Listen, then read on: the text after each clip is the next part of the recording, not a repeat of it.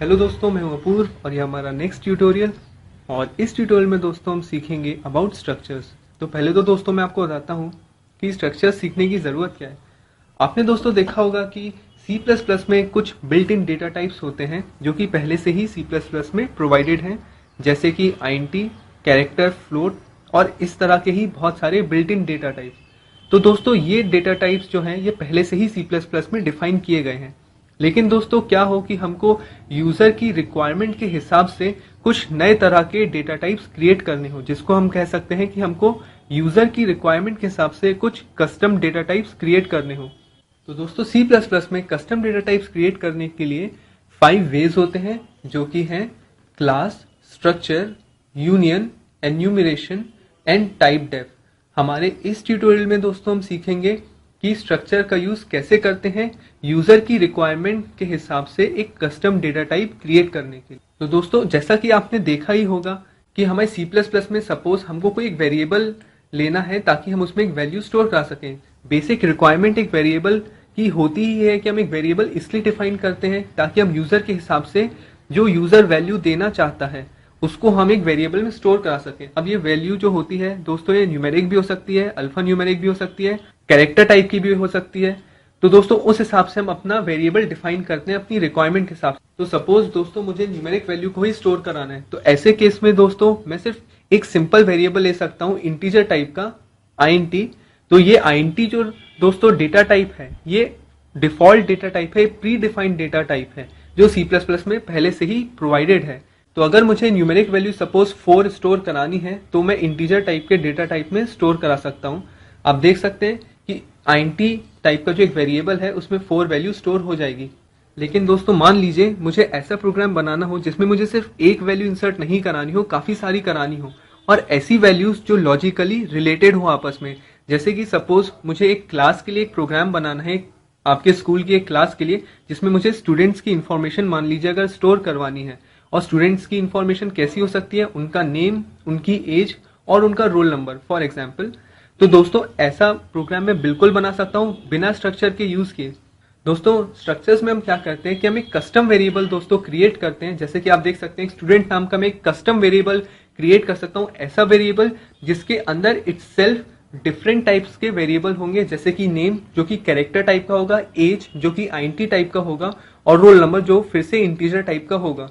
तो दोस्तों आप देख सकते हैं कि बेसिकली स्ट्रक्चर क्या होता है, स्ट्रक्चर ग्रुप करता है डिफरेंट टाइप्स के वेरिएबल्स को या सेवरल वेरिएबल्स को under a single common name. तो दोस्तों स्ट्रक्चर की ऑफिशियल डेफिनेशन यही होती है कि that structure is a grouping of several variable under one name. और दोस्तों स्ट्रक्चर को हम कई बार कॉन्ग्लोमेरेट डेटा टाइप भी कह सकते हैं। और दोस्तों हमारे इस ट्यूटोरियल में हम स्ट्रक्चर को इसलिए सीख रहे हैं ताकि जो हमारे आने वाले ट्यूटोरियल्स हैं जिसमें हम क्लास एंड ऑब्जेक्ट्स सीखेंगे उसको सीखने में ये हमारी काफी मदद करेगा, क्योंकि क्लास एंड ऑब्जेक्ट्स भी बहुत कुछ इसी तरह डिफाइन किए जाते हैं जिस तरह एक स्ट्रक्चर को डिफाइन किया जाता है। तो दोस्तों आइए हम देखते हैं कि एक स्ट्रक्चर को डिफाइन कैसे करते हैं और ये काम कैसे करता है। तो पहले तो दोस्तों मैं हेडर फाइल्स जो है उनको इंक्लूड कर दूंगा जल्दी से। उसके बाद मैं लिखता हूँ यूजिंग नेम स्पेस स्टैंडर्ड। और अब दोस्तों मैं आपको बताता हूँ कि एक स्ट्रक्चर को क्रिएट कैसे करते हैं। दोस्तों स्ट्रक्चर को क्रिएट करने के लिए पहले हमको एक कीवर्ड लिखना पड़ता है जिसका नाम है स्ट्रक्ट, STRUCT, स्ट्रक्ट। और दोस्तों स्ट्रक्ट कीवर्ड लिखने के बाद हम लिखते हैं स्ट्रक्चर का नाम। जैसे कि सपोज हमारे इस केस में मैं स्ट्रक्चर का नाम लिखना चाहता हूँ स्टूडेंट, तो मैं लिखता हूँ स्टूडेंट। तो आपने दोस्तों देखा कि एक स्ट्रक्चर को डिफाइन करने की एक बेसिक रिक्वायरमेंट होती है कि पहले तो हम कीवर्ड लिखें स्ट्रक्ट, और उसके बाद दोस्तों हम स्ट्रक्चर का नाम लिखें जो फिलहाल हमारे केस में है स्टूडेंट। आप देख सकते हैं दोस्तों हमारे इस प्रोग्राम में जो हमने स्ट्रक्चर को डिफाइन किया है ये हमने मेन फंक्शन के बाहर डिफाइन किया है, इसलिए ये ग्लोबल डिक्लेरेशन भी कहलाता है। दोस्तों स्ट्रक्चर कीवर्ड लिखने के बाद स्ट्रक्चर का नाम लिखते हैं जो कि है स्टूडेंट। उसके बाद एक सेट ऑफ कर्ली ब्रैकेट्स आप देख सकते हैं, उसके अंदर मैं डिफरेंट टाइप्स के वेरिएबल्स का नाम लिख सकता हूं यहाँ पे, जैसे कि सपोज कैरेक्टर ए या फिर कैरेक्टर नेम। तो ये आप देख सकते हैं ये एक मैंने यहाँ पे बिल्ट इन डेटा टाइप जो था कैरेक्टर उसी का यूज किया, लेकिन स्ट्रक्चर की खासियत ये है कि स्ट्रक्चर अपने अंदर इटसेल्फ बहुत सारे several different types of data types को बाइंड टुगेदर करता है या फिर उनको जोड़ के रखता है। तो यहाँ पे मैंने लिखा है नेम जो कि एक कैरेक्टर टाइप का डेटा टाइप है, उसके बाद मैं लिखता हूँ दोस्तों मुझे एज लिखनी थी तो int एज। अब आप देख सकते हैं नेम कैरेक्टर टाइप का था लेकिन एज इंटीजर टाइप है, तो आप देख सकते हैं again different types of data types को मैं एक कॉमन नेम स्टूडेंट के अंदर पुट टुगेदर कर रहा हूँ। उसके बाद मैं लिखता हूँ int रोल नंबर, तो int रोल। ओके, अब एक और इम्पॉर्टेंट बात यह कि फंक्शन में दोस्तों आपने देखा था कि कर्ली ब्रैकेट्स खत्म होने के बाद हम सेमीकोलन नहीं लगाते थे, लेकिन दोस्तों स्ट्रक्चर्स में आप ये याद रखिएगा कि जब एंडिंग कर्ली ब्रैकेट आता है तो उसके बाद हम सेमीकोलन जरूर लगाते हैं। तो आप देख सकते हैं यहाँ पे मैंने सेमीकोलन लगा दिया है। उसके बाद दोस्तों हम अपना जैसे कि लिखते हैं, हम मेन फंक्शन लिखेंगे, तो मैं लिखता हूँ int मेन और उसके बाद इसके सेट ऑफ कर्ली ब्रैकेट्स। अब दोस्तों आपने जैसे कि देखा होगा, मैं जो पहले के प्रोग्राम्स रहते थे, हमारे कोई भी बेसिक C++ का प्रोग्राम रहता है तो उसमें दोस्तों हम हमेशा लिखते हैं, सपोज जैसे हमको एक वेरिएबल को लेट करना है तो हम लिखते हैं int a, ऐसे int a। तो इसमें आप दोस्तों ध्यान से देखिए कि देखने वाली बात यह है कि पहले हम लिखते हैं डेटा टाइप का नाम जो कि है इंटीजर, उसके बाद वो वेरिएबल जो हम चाहते हैं कि इस डेटा टाइप का हो, int डेटा टाइप का नाम और फिर वेरिएबल का नाम। सिमिलरली दोस्तों जब हम कस्टम डेटा टाइप क्रिएट करते हैं यूजिंग स्ट्रक्चर्स तो दोस्तों हम सेम वैसा ही लिखेंगे, लेकिन इस बार जो हमारा डेटा टाइप है वो है स्टूडेंट, ना कि int या कोई और। इस बार जो हमने अपना कस्टम डेटा टाइप क्रिएट किया है उसका नाम है स्टूडेंट, तो हम पहले लिखेंगे स्टूडेंट और उसके बाद अब हम इस डेटा टाइप को जो भी वेरिएबल से रेफरेंस करना चाहते हैं, सपोज मैं लिखता हूं a और उसके बाद मैं लगाता हूं सेमीकोलन। तो आप देख सकते हैं दोस्तों क्योंकि ये कस्टम डेटा टाइप था स्टूडेंट, इसलिए मैंने लिखा स्टूडेंट और उसके बाद उस वेरिएबल का नाम जो कि मैं चाहता हूं कि स्टूडेंट टाइप का हो, तो ये a। इसको दोस्तों हम ये भी कह सकते हैं कि a ऑब्जेक्ट है स्टूडेंट स्ट्रक्चर का, ठीक है। अब दोस्तों मान लीजिए कि स्टूडेंट डेटा टाइप के अंदर इटसेल्फ बहुत सारे डेटा टाइप्स हैं, जैसे कि नेम है, एज है, रोल नंबर है। अब मैं स्टूडेंट डेटा टाइप के अंदर जो डिफरेंट वेरिएबल्स हैं उनको अगर मैं डिफरेंट वैल्यूज असाइन करना चाहता हूं तो मैं a वेरिएबल के साथ डॉट ऑपरेटर लगा के उनको वैल्यू असाइन करूंगा। सपोज जैसे कि अगर मुझे नेम को कुछ वैल्यू असाइन करनी है तो मैं लिखूंगा a dot name is equal to suppose single inverted comma में p।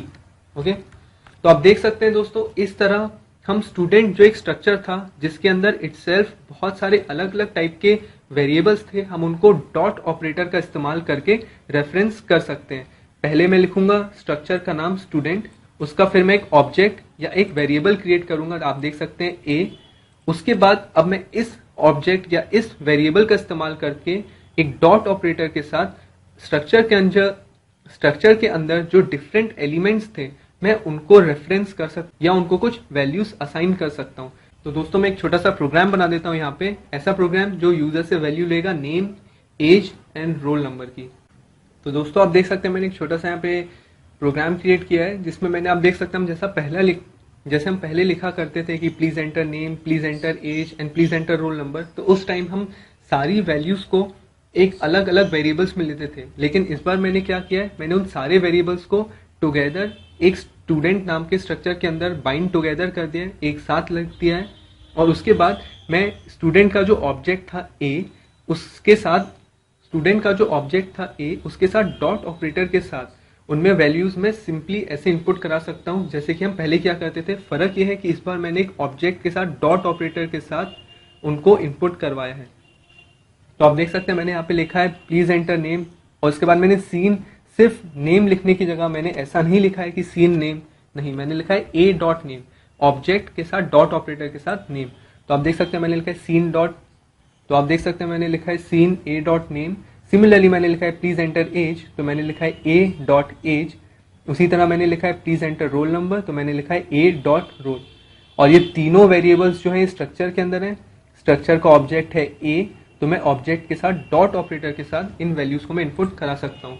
अब दोस्तों मैंने यहाँ पे इनपुट ले लिया है तो मैं जल्दी से इनका आउटपुट के लिए भी कुछ कोडिंग कर देता हूँ।